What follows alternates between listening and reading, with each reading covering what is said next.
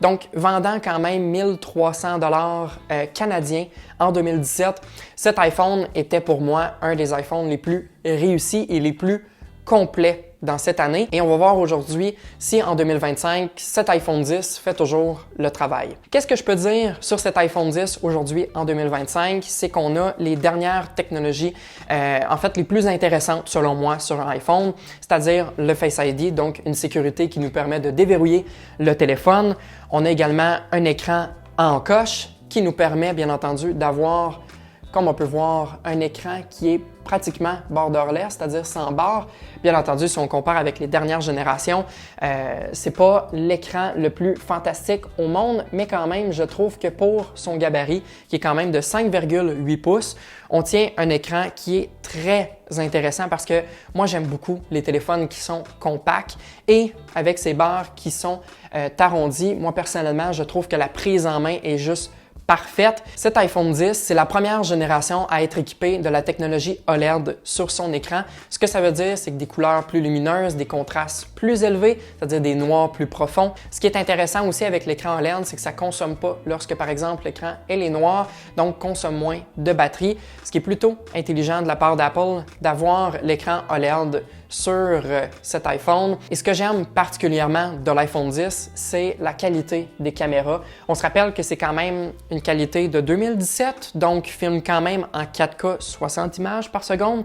Certes, on n'a pas le mode nuit, le mode cinématographique qui permet par exemple de prendre des vidéos avec un fond d'arrière-plan. On a par contre le mode portrait qui permet de flouter l'arrière-plan si par exemple on veut se prendre en photo. Sachez que ce mode est unique à l'iPhone 10 et c'était la première génération à pouvoir doter de cette technologie. C'est pas la technologie la mieux réussie, surtout sachant que c'est la première génération.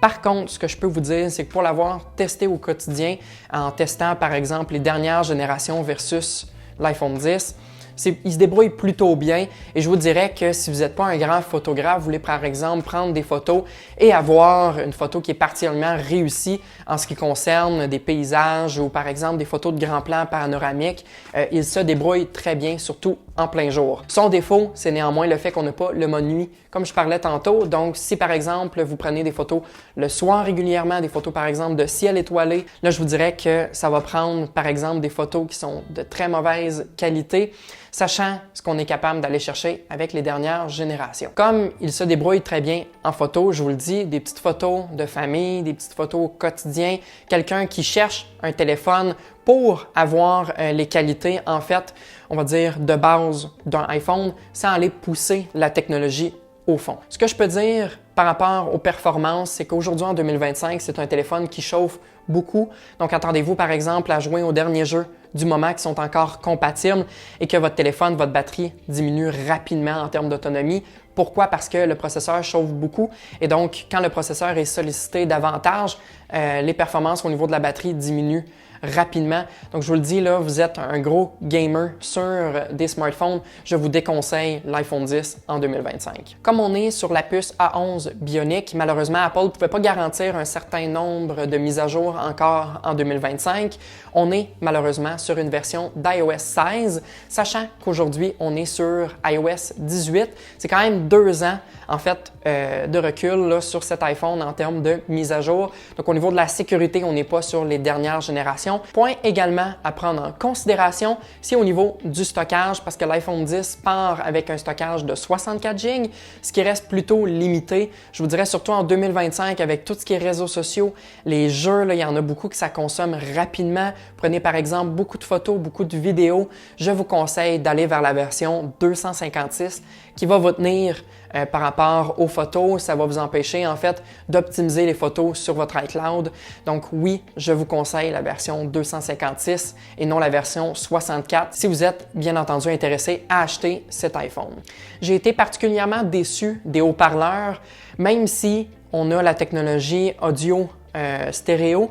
c'est quand même très bien, mais je vous dirais que par rapport à ce qu'on a vu sur les dernières générations d'iPhone, c'est le jour et la nuit, ça c'est sûr et certain. Comme c'est un téléphone de 2017, on a toujours la prise Lightning au niveau de la recharge, donc ce qui ne nous permet pas malheureusement, comme sur les dernières générations, de bénéficier du USB-C, donc avoir une recharge qui est plus rapide, d'avoir une vitesse de transfert, par exemple des photos vers un ordinateur, brancher par exemple des clés USB, des disques durs, on est limité par rapport à ça. Il faut utiliser certes des adaptateurs compatibles, des clés USB, mais c'est compliqué, il faut passer par les applications tierces, sachant que vous êtes par exemple quelqu'un qui a tendance à extraire les photos de son téléphone vers une clé USB ou disque externe. Ça se fait, mais c'est pas le meilleur téléphone pour ça.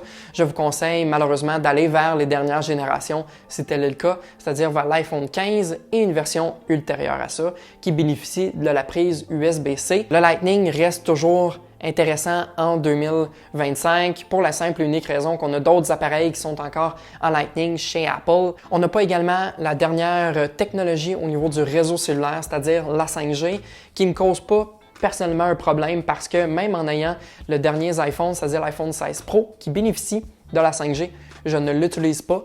Malgré tout que mon forfait est compatible, la plupart des réseaux dans mon secteur au Québec n'est pas 100% fiable par rapport à la 5G. Donc on a beau dire que c'est intéressant d'avoir un téléphone qui bénéficie de la 5G. Moi je vous le dis, si vous êtes au Québec, c'est pas une technologie qui est intéressante à avoir puis c'est absolument une technologie qui est cruciale. Je vous le dis, la 4G est encore intéressante en 2025. Donc, c'est à prendre tout de même en considération, même si vous êtes dans des grandes villes et tout ça. Je vous dis pas, hein, j'ai pas expérimenté parce que moi, je suis plus en région. Là, donc, c'est à prendre en considération sur mon utilisation personnelle. J'espère que cette vidéo vous a aidé à soit garder cet iPhone ou du moins de l'acheter. Donc, si tel est le cas, n'hésitez pas à mettre un petit thumbs up. Et sur ce, nous, on se revoit dans une prochaine vidéo. Sur ce, salut!